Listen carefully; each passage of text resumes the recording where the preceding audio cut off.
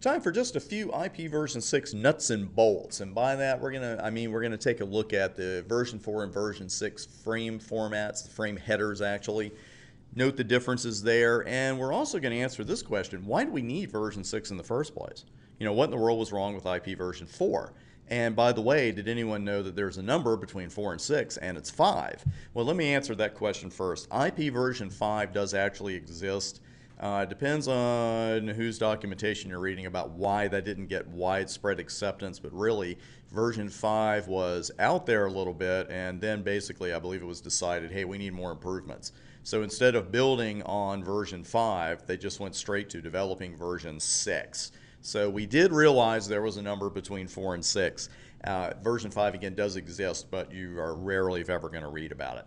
Now, as far as why we needed version 6 in the first place, or what was wrong with version 4, well, in a nutshell, the main reason is that we were running into IP version 4 address exhaustion, which is a fancy way of saying, hey, we're running out of routable addresses.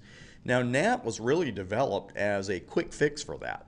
It was not thought of as a permanent fix to the problem, and it was not thought that it was going to get as big and as prevalent and still be around at this point, but it is. But again, it was not thought of as a permanent fix to the issue. And that wasn't the only thing, though. It's kind of like you were living in a nice house with version 4 and you fix one problem, and then you look around and say, we could make some other improvements around here. That's pretty much what happened with version 6 with the elimination of broadcasts. Broadcasts aren't necessarily evil, but they can be a pain. It's not the most efficient way to get data from point A to point B, so they've actually been eliminated. Now, if you haven't done any route summarization on your job, that's fine. But the thing is, I know we haven't done it here in the course yet, but route summarization where we take multiple routes, break them down into binary, and see how we can represent them maybe with just one route. Version 6 was built for that. Version 4 really wasn't. And with subnetting, with just a little bit of us looking at that subnet ID, you could see that subnetting is a lot easier in version 6. And it really helps keep our routing tables what? Complete and concise. We love that. So version 6 was really built with summarization and subnetting in mind, where version 4 was not. Also with version 6, we have the opportunity, should we take it, to eliminate the need for DHCP servers because our hosts can assign themselves an address. Also, with quality of service, again, if you haven't hit this topic yet in your career, and we definitely aren't going to hit it in this course, don't worry about it, but I'll just give you a quick description of QoS. It's a great way to classify traffic so you can treat the different classes of traffic differently. You can give one transmission priority over another. You could say, for the love of God, don't drop this kind of traffic, drop this one instead, that kind of thing. It gets a little more complicated than that, I grant you. But the capabilities of it are much greater with version 6 header values. And speaking of those, I'm going to show you the version 4 header first, the IP header. And I'm not presenting it to you to memorize, but you should be aware of what it is, probably recognize it on sight. And I want to compare it to the version 6 header. So we're going to start with the version 4 header, which is what you're looking at now. And it's pretty busy. We got a lot of little fields kind of stuck in there.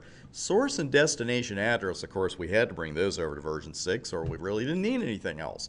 But a lot of other fields here got dropped, and a couple others got revamped and renamed, and there's only one truly new field in your version 6 header. And you're looking at that header right now. That new field is flow label. There is no equivalent to that in version 4. Let's talk about each one of these fields briefly. Now, version we're going to talk about real briefly because surprising absolutely no one, it is set to 6. Traffic class, that replaces the TOS field, the type of service field in version 4. And it refers to this field's ability to allow us to assign different levels of importance to packets via quality of service, and that in turn helps us classify the traffic class. You see where that comes from.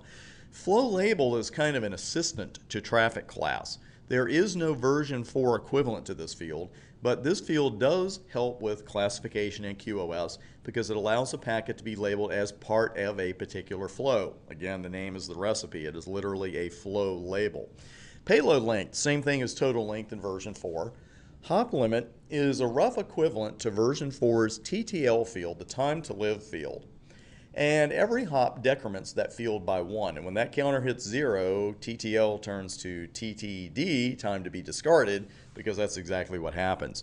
The next header field in version 6 is equivalent to version 4's protocol field. Source address and destination address, those are separate fields, of course, but they're same functions as in version 4, just a little bit longer, as we know very well. Now, the fields that didn't make the jump to version 6, header length, identification, flags, fragment offset, header checksum, options, and padding. All right, why did we drop all these fields? Well, for the most part, they were eliminated because they're not necessary in version 6. For example, the version 6 headers are fixed in length. Very important to know this. Version 6 headers are fixed at 40 bytes in length. Version 4 headers are not fixed in length. So if every header is going to be 40 bytes, what do you need a header length field? Don't need it, so they got rid of it. Now, the version 4 fragmentation field we talked about, you won't see an equivalent to that in version 6 because version 6 does not fragment packets. And by fragmentation, I mean packets that are broken up into smaller packets to allow transmission. Not always, but usually the reason a packet is fragmented is because it runs into an interface MTU, a maximum transmission unit, that is smaller than the actual size of the packet. So when that happens, you got trouble. Now, what should happen with version 6 is the host will perform an end-to-end, take a deep breath, path maximum transmission unit discovery, PMTUD. This allows the host to know how large the packets can be without requiring any kind of fragmentation along the way. So we got 4 switches and 3 routers here, but the hosts do an end-to-end discovery, see what the MTUs are, and then they just don't send a packet larger than that. Now, if the protocols in use do not allow for that, version 6 nodes can use an extension header, and this one is called the fragment extension header to allow fragmentation of packets. Now, version 6 extension headers are way out of the scope of our study, so we're not going to spend any more time on them here. I did want to mention that one, but if you want to read more about them, here's a bit.ly link to a handy Cisco PDF. Cisco URLs do change, but this one's been there for a while. Also, if you are watching this on Udemy, and I believe GNS3 Academy allows it as well, I'll put it as an attachment with this video, so you should see it right there where you can download it. Again, not required reading, but there's some good stuff there at the very beginning for you to read that I think will help you with your version 4 to version 6 header comparison. My friends, on that note, for now, we are going to wrap things up with IP version 6. We're going to head now into really more nuts and bolts, but some important stuff. We're going to look at syslog, time zones, some security features we haven't discussed yet, license management, all kinds of fun stuff. So take a deep breath. You deserve it. Take a break. You deserve that too. And I'll see you at the beginning of the next section.